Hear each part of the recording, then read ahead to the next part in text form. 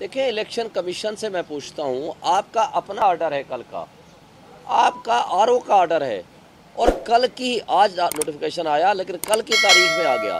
वो कौन सा प्रेशर है जो इस्लामाबाद की एडमिनिस्ट्रेशन और इलेक्शन कमीशन के ऊपर कोई कर रहा है? वो कौन सी खुफिया ताकतें हैं जो इनसे ये ऑर्डर करा रही हैं?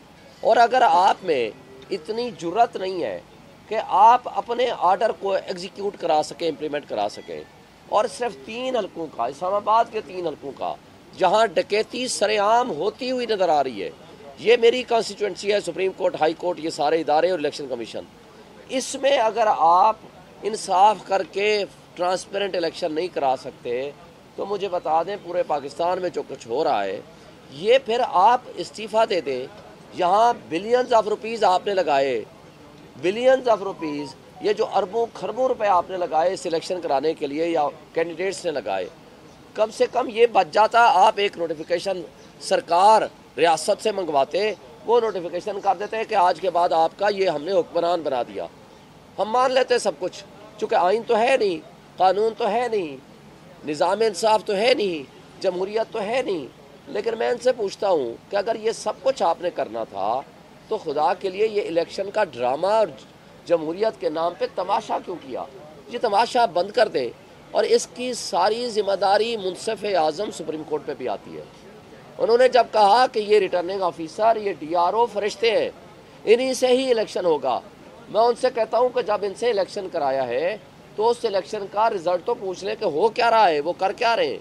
लिहाजा अगर आपने रात की तारीकी में ये फैसला तो किया, लेकिन दिन की रोशनी में जो कुछ डकैती होती हुई नज़र आ रही है, उस पर भी आप कोई ऑर्डर पास फरमाएं, मेहरबानी आपकी होगी, क्योंकि आपने अक्टूबर में चले जाना है।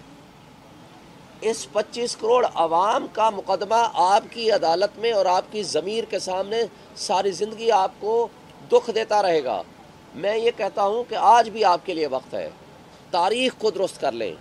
आपने चले जाने के बाद जस्टिस मुनीर की फहरिस्त में ज़रूर आपका नाम आ जाएगा, मगर अगर आप अपनी गलतियां दुरुस्त कर लेंगे तो तारीख़ आपको हीरो बनाएगी। हम शर्मिंदा हैं इस बात पे कि हम काजी फाइसा साहब के लिए मारे खाते रहे, उनके लिए तहरीक चलाते रहे, और उनको एक ऑनेस्ट एंड बड़ा ही अपराइट और इदारों के सामने न झुकने वाला जज कहा करते थे। मगर उस तहरीक के नतीजे में आप बहाल तो हो गए, लेकिन उस बहाली के बाद जो कुछ आज हो रहा है उसकी जिम्मेदारी आप बता दें, हम किसके ऊपर डालें अगर आप जिम्मेदार नहीं है। उनके बारे में क्या लाया? ये उनको अगवा किया गया था, और अगवा शुदा बंदे की कोई स्टेटमेंट की कोई लीगल हैसियत नहीं होगी। इंशाल्लाह वापस आएंगे।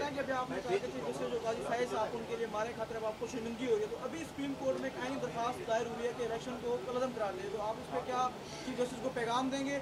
और दूसरा सवाल ये कि आप कह रहे हैं कि खुफिया हाथ है, आप जितने भी PTI को उम्मीदवार हैं वो आरोज को क्रिटिसाइज कर रहे हैं कि आरोज ने जो है ना पावरफुल है। आपको लगता है कि पस पर्दा जो किरदार पावरफुल है, आप उनका नाम क्यों नहीं ले रहे? किसने कहा है नहीं लिया? मैंने लिया है, हर प्रोग्राम में लिया है।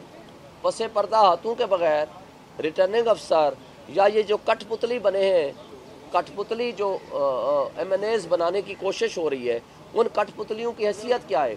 कठपुतली के पीछे कोई होता है जो उनको चलाता है। तो जो पीछे वाले हाथ हैं हर किसी को पता है, आपको नहीं पता, इनको नहीं पता, हर दुनिया पूरी को पता है। तो लिहाजा हमने तो वाज़ेह तौर पर कह दिया है, वो मैंने दे दिया है। सर ये बताइएगा कि बैनुल-अक़वामी सतह के ऊपर भी इस इलेक्शन को रिग करार दिया गया है, क्या PTI जा रही है कोई इंटरनेशनल कोर्ट ऑफ जस्टिस में या UN को खत लिख रही है, या इस तरह की कोई एक्टिविटी बनी जा रही है? हम तमाम एवेन्यूज़ हमने खुले रखे हुए हैं, और इन सारे गंदे निज़ाम को हम एक्सपोज कर रहे हैं जो कि कौम के सामने आ चुका है। मज़ीद भी जितना ये हरकतें करेंगे मज़ीद एक्सपोज होंगे। अवाम इनको बहरहाल इनका एहतसाब भी करेगी, हम भी इनका एहतसाब करेंगे, और हमारे पास सारे रास्ते खुले हैं, जहाँ जहाँ हमें जाना पड़ा जाएंगे।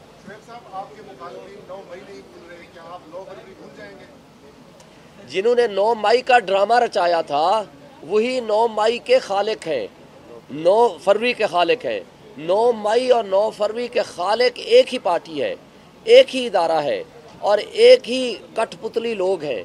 लिहाजा उनका जो नेक्सस है वो पहले दिन से था, बीच में भी रहा, और आज भी जारी हो सारी है। ये बताइएगा, तहरीके इंसाफ ने 4 सीटों के लिए 126 दिन धरना दिया था, अब तो इसको आप भी समझते हैं कि एहतजाज लंबा कर सकते हैं आप, या क्या लायामल होगा? हम आखिरी ऑप्शन अदालतों को दे रहे हैं।